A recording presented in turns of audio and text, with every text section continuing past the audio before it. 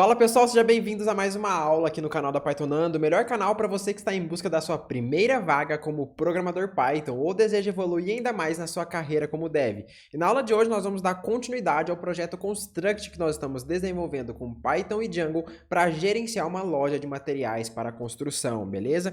Então tá um projeto bem interessante, a gente já desenvolveu bastante coisa, cadastro de usuários, lidamos com permissões entre gerentes, entre vendedores e etc. Trabalhamos com cadastro de produtos, manipulação de imagem para adicionar uma marca d'água, redimensionar, tudo isso antes de salvar dentro da nossa aplicação. Na aula de hoje nós vamos trabalhar com os filtros, beleza? Então nós vamos conseguir filtrar os usuários, daqui a pouco eu já explico um pouquinho melhor para vocês.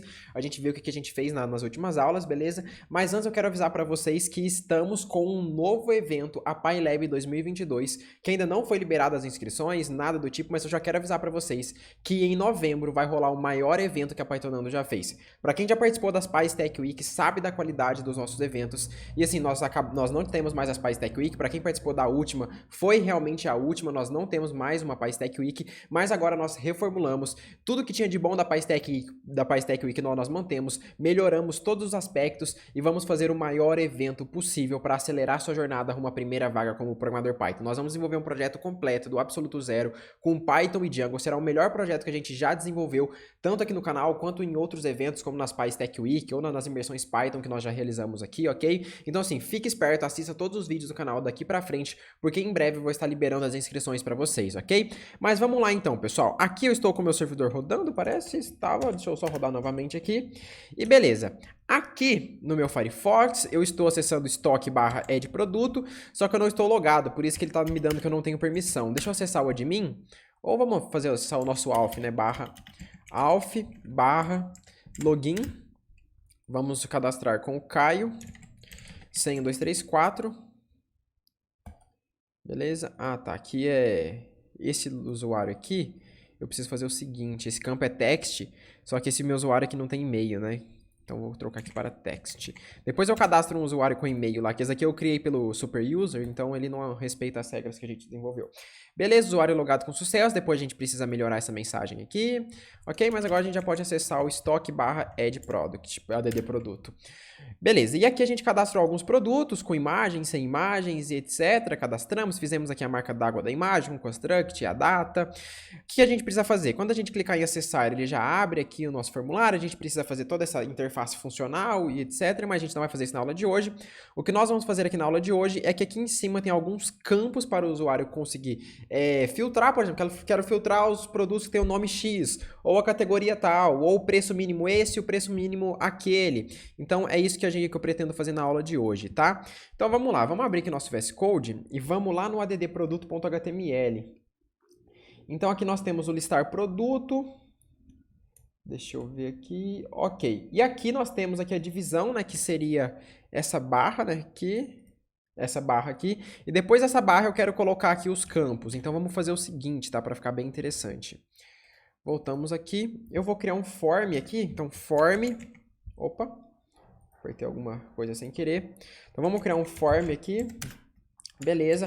Eu vou dar uma action para esse form que vai ser para a própria URL que eu já estou, então URL vai ser a URL add produto, add produto. Então quando eu vou ter aqui um formulário, aqui embaixo, que quando eu clicar no botão para filtrar, ele vai me mandar para /estoque/produto, vai me mandar para cá de novo, que era o que eu espero, certo? E o tipo da requisição vai ser GET, ou seja, ele vai simular como se um usuário estivesse acessando a nossa aplicação. Beleza, vamos abrir aqui o nosso VS Code novamente. Então, method vai ser igual a GET. Perfeito. Agora, para ficar legal, eu quero criar uma outra div aqui, que vai ser uma row class, vai ser igual a row, para ficar tudo na mesma linha. E eu vou criar aqui uma outra div, que vai ser a nossa coluna. Class vai ser igual a col-md. Então eu quero filtrar por nome, então vai ter uma coluna para o campo nome. Quero filtrar por categoria, preço mínimo e preço máximo. Então vamos lá, vamos começar aqui pelo preço mínimo, né? Pelo nome, na verdade. Então input, o type vai ser text, o name vai ser nome e o value que a gente deixa vazio. E eu vou colocar um placeholder escrito nome. Ok, depois eu quero filtrar pela categoria, e a gente até tem aqui um select de categoria, a gente pode copiar esse select aqui, e a gente coloca ele aqui na próxima coluna. Lembrando que todo o código desse projeto está lá no GitHub, tá primeiro o link da descrição. Então, se você se perder em algum momento, precisar copiar algum código ou fazer algum clone, primeiro link da descrição, só acessar lá que você vai ter todo o código desse projeto. Então, aqui filtramos pelo nome, a gente vai pegar e enviar também os dados da categoria, onde a gente já está fazendo for, porque lá na nossa view, quando o método é get aqui, a gente pega todas as categorias e envia para o nosso context, né, para a gente ter acesso aqui dentro do nosso HTML. E agora, dentro da nossa próxima div, a gente pode filtrar pelo preço mínimo, né? Então, vamos fazer um input, preço mínimo, text aqui vai ser do tipo number, na verdade, number. O name eu vou chamar de preço, pre com underline min. O value não começa com nada. E beleza. Placeholder a gente pode colocar aqui, né?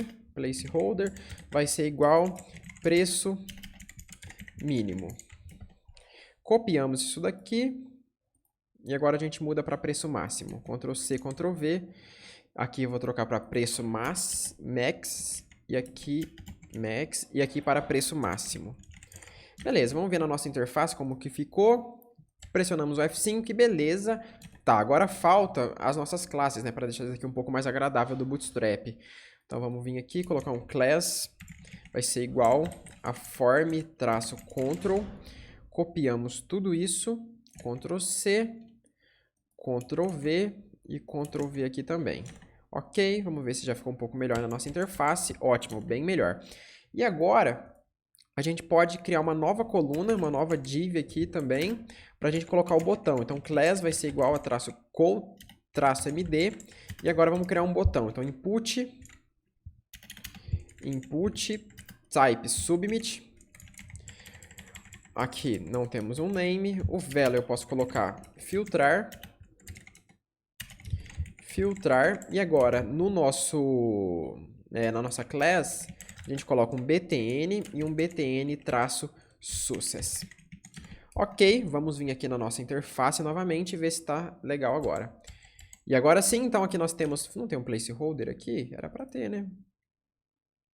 Cadê? Vamos abrir nosso VS Code. Cadê? Aqui tem um place... Ah, tá. Placeholder. Agora sim. Ok.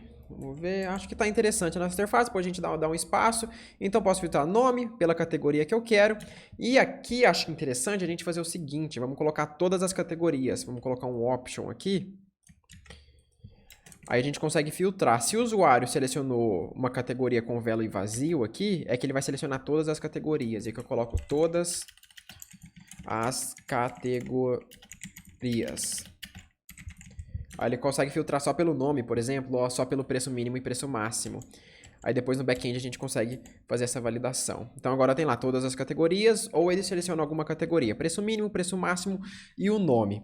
Então beleza, perfeito. Quando eu clico aqui em filtrar, por exemplo, vou colocar aqui o nome torneira. Pressionei em filtrar, ele vai me enviar os dados aqui através do método get, ou seja, através pela minha URL, e me redireciona para cá novamente, exatamente como eu esperava. Agora a gente precisa capturar esses dados aqui lá na nossa view e de fato filtrar no produto. Então o que eu posso fazer para a gente trabalhar com isso, pessoal? Vamos fazer o seguinte então. Deixa eu abrir aqui. Vamos aqui, ok. Deixa eu abrir meu VS Code. Cadê? Não tá abrindo? Aí, beleza. Abriu. Ok, então vamos aqui para a nossa view. E na nossa view, aqui no método get, ou seja, que é o tipo da requisição para exibir o template, o que eu vou fazer? Eu vou começar a capturar esses dados. Então, o nome vai ser igual a request.get de nome. A gente faz isso aqui para categoria, preço mínimo e preço máximo. Então, Ctrl C, Ctrl V, Ctrl V e Ctrl V. Então, aqui, nome, categoria, preço, underline min, e preço underline max. Preço underline max. Ok. Aí, beleza. Acredito que esteja ok. Agora tudo certo. Aqui ele tá falando que isso aqui já existe. Nome, categoria. Categorias, categoria. Não, tá tudo ok. Beleza. Então agora vamos começar as validações. A primeira coisa que eu quero fazer é pegar esse produtos aqui e trazer aqui para cima. Então primeiro ele vai começar trazendo do banco todos os produtos, beleza? E a gente vai fazer aqui uma validação. Se o nome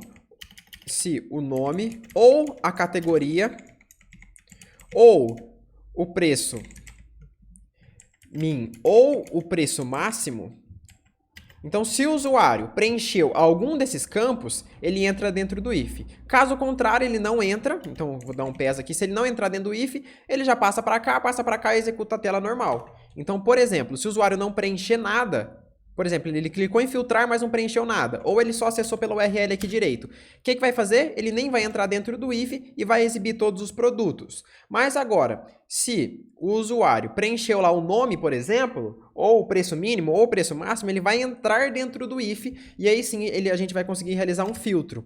Então, o que nós podemos fazer aqui? Eu posso primeiro verificar entre o preço mínimo e o preço máximo. O preço mínimo e o preço máximo, vamos supor, ele preencheu só a categoria ou só o nome. Então, eu posso fazer o seguinte, se o usuário note preço mínimo, ou seja, se o usuário não preencheu o preço mínimo, eu posso assumir que o preço mínimo é 0. Então, preço underline min seja igual a 0. E também se note preço máximo, vai ser preço máximo, vai ser igual a 99999 tal. Aqui essa já tá legal. Então, por exemplo, a gente consegue permitir com que o usuário só filtre pelo nome ou categoria, ou não preencha o preço mínimo ou o preço máximo. Se ele não preencher, a gente assume que o preço mínimo e preço máximo é esse. Caso o usuário preencha o preço mínimo e o preço máximo, ele não vai entrar dentro desse if e o preço mínimo e preço máximo vai permanecer aquilo que o usuário digitou. Ok? E agora a gente pode começar as validações então. Vamos lá. Se nome, ou seja, se o usuário digitou algo no nome, no campo nome para o filtro, o que eu posso fazer? Eu faço que a variável produtos, que é a mesma que essa daqui, vai ser igual a ela mesma. Então, produtos, ponto.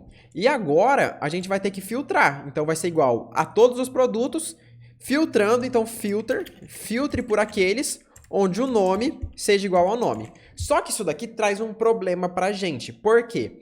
A gente teria o seguinte, vamos vir aqui no nosso Firefox, e eu vou digitar, por exemplo, torneira. Se eu der um Ctrl V aqui e filtrar, ele não vai trazer nenhum produto, porque o nome teria que ser exatamente igual àquilo que eu digitei no meu campo. Se eu digitasse torneira, do qual quente e frio, aí sim funcionaria. Mas eu acho que dessa forma não fica legal para o usuário, o funcionamento ali dele. Eu acho, por exemplo, se ele digitar docol, tem que aparecer esse produto. Se ele digitar quente e frio, tem que aparecer esse produto. Se ele digitar só torneira, tem que aparecer esse produto. Então, a gente pode utilizar aqui um field lookup, que a gente chama no Django, que é o seguinte, são métodos para validar esse campo. Então, por exemplo, eu quero todos os campos onde o nome contenha o que eu tenho aqui. Ou o nome esteja dentro de algo, ou seja maior, menor que alguma coisa, ou seja exatamente igual. Então aqui o que eu acho interessante a gente utilizar é o iContains ou o contains. Existem esses dois. Qual que é a diferença de um para o outro e o que ele faz? O iContains é o seguinte, se eu digitei torneira, ele vai verificar nesse campo aqui, nesse nome, ou seja, no campo nome, que é isso daqui, torneira do qual quente e frio, contém o que eu digitei aqui. Então, se eu digitar torneira, o torneira contém aqui dentro? Sim. Então, quando eu filtrar, não funcionou. Vamos ver por quê. Deixa eu ver se eu fiz direitinho. Se o nome dunder e contains, tá certo. Será que eu não atualizei alguma coisa do tipo? Deixa eu ver. Ctrl F5. Deixa eu apagar aqui essa URL, beleza. Ok, vou digitar torneira. Agora sim está funcionando. Então eu digitei só torneira e filtrou por esse produto, porque torneira contém aqui dentro. Vai falar, Caio, qual que é a diferença de um para o outro, do iContains para o contains? O iContains, ele não considera letras maiúsculas e minúsculas. O contains considera. Então, por exemplo, eu vou vir aqui e vou digitar aqui torneira. Aqui eu estou digitando com T minúsculo e aqui eu estou digitando com T maiúsculo. Mas quando eu clicar em filtrar, funciona da mesma forma, porque ele está desconsiderando letras maiúsculas e minúsculas. Se eu trocar para o contains, o que vai acontecer? Se eu digitar torneira com T minúsculo, ele... Cadê? Não era para ele encontrar, deixa eu vir aqui. Produto, vou digitar torneira com T minúsculo. Quando eu clicar em filtrar, ele está encontrando ainda. Contains. Ah, tá. Aqui nós temos não um problema, né, mas uma característica. Se a gente olhar na documentação do Django, a gente vai perceber que o iContains e o Contains, ele utiliza de uma propriedade que alguns bancos de dados possuem e outros não. E como a gente está utilizando o SQLite, que é um banco de dados muito simples, ele não consegue fazer essa diferenciação de letras maiúsculas e minúsculas através dos comandos SQL. Então, no SQLite, não vai ter diferença nenhuma para o Contains, para o iContains. Mas se a gente estivesse utilizando o MySQL ou Postgres, teria essa diferença, tá? Por isso que aqui, quando eu digito T minúsculo ou maiúsculo, funciona da mesma forma. O SQLite não faz essa diferença, porque é um banco de dados só para testes ali, para você executar na sua máquina, não um banco de dados para você rodar em produção. Mas, assumindo que a gente quer rodar isso aqui em produção e um banco de dados mais robusto futuramente, existe a diferença do iContains para o Contains, que é essa que eu acabei de explicar. Executando aqui não vai funcionar por causa disso, tá? Se a gente olhar na documentação do Django aqui, query set Django, vamos ver se a gente consegue encontrar aqui na documentação do Django.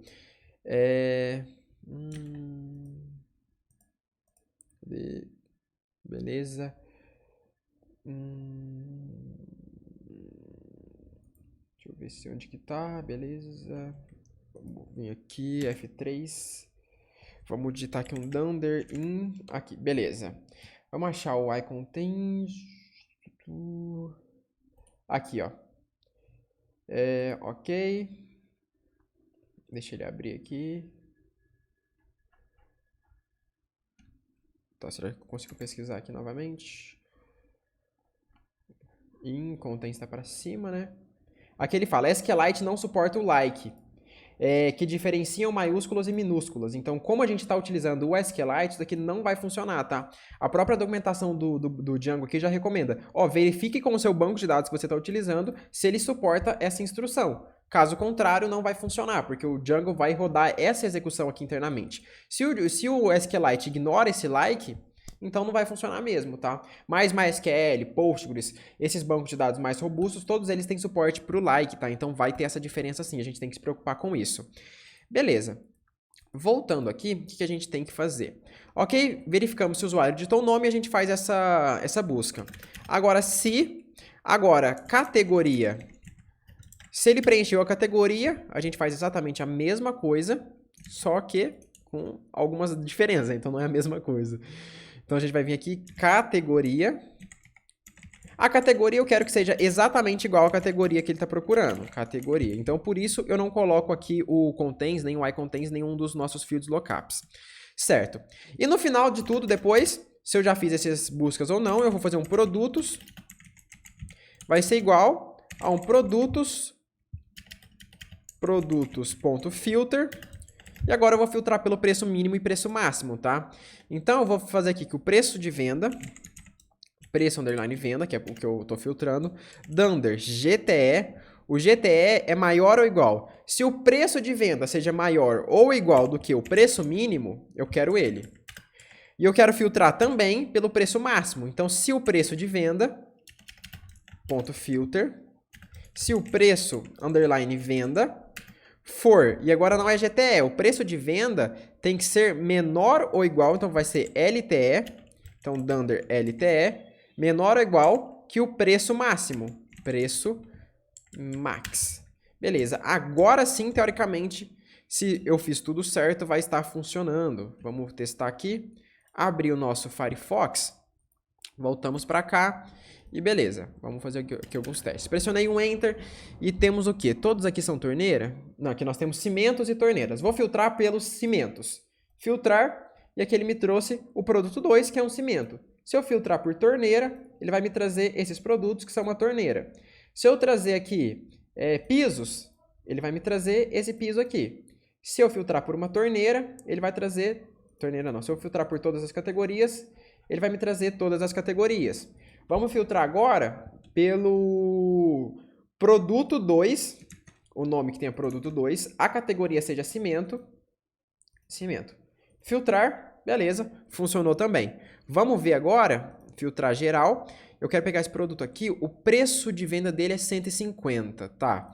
Então vamos colocar aqui que eu quero todos os produtos, onde o preço mínimo vai ser 100 e o preço máximo vai ser 200. filtrar, e ele me trouxe esses dois produtos. Bom, vamos ver se esse daqui também entra na lista. 150 entra na nossa condição, 150 entra também. Se eu não passasse nada, vamos pegar esse produto aqui, qual que é o preço dele? 65. 65 não entrava naquela condição. Se eu colocar aqui 65 e 65, ele vai trazer para mim o produto que custa apenas R$65. Então, porque eu estou usando o igual, né? Então, aqui teria essa diferença, eles têm que se preocupar. O GTE é maior ou igual e o LTE é menor ou igual. Se eu quero só os maiores, se eu quero que o 65 não entra, eu deixo apenas GT e LT. Aí sim, quando eu voltar para cá e pesquisar pelo 65, ó, vou filtrar todos os produtos. Beleza, trouxe todos. Pesquisei 65 e 65. Ele não encontra, porque eu não estou utilizando o igual mais. Então, se eu quero que ele encontre os produtos que sejam igual ao valor que eu digitei, eu digito um E aqui, tá? Aí sim ele vai conseguir encontrar, pressionar F5 e tá lá o nosso produto. Certo, pessoal? Então é isso que eu queria trazer para vocês na aula de hoje. Então nessa aula a gente aprendeu sobre os fields lookups, como a gente consegue filtrar dados dentro da nossa view e enviar para o nosso front-end. Então assim, com pouquíssimo código, de forma muito fácil, a gente conseguiu fazer esse filtro aqui funcional, bem interessante, filtrando aqui quando o nome contém, não somente pelo nome exato, pelo preço mínimo e preço máximo, a categoria exata que ele selecionar, a categoria a gente utilizou um select também, poderia ser também um campo de texto ali, mas eu não acho que seria interessante, já que a gente utiliza os choices para categoria, e assim por diante, certo, pessoal? Então foi isso que eu queria passar para vocês na aula de hoje, já temos aqui uns 20 minutinhos de aula, tô fazendo aulas um pouco mais curtas, tá? Mas é isso, eu agradeço a paciência e presença de todos vocês, não se esqueçam de acompanhar todos os vídeos aqui no canal para vocês se inscreverem na PyLab assim que as inscrições abrirem, tá? Vai ser um evento, como vocês sabem aqui, quem já conhece o canal, é 100% online, gratuito, tá? Eu vou estar dando todas as instruções assim que a gente abrir as nossas inscrições, tá? Então é isso, pessoal, agradeço a paciência e presença de todos vocês mais uma vez e até a próxima. Tchau, tchau, fui!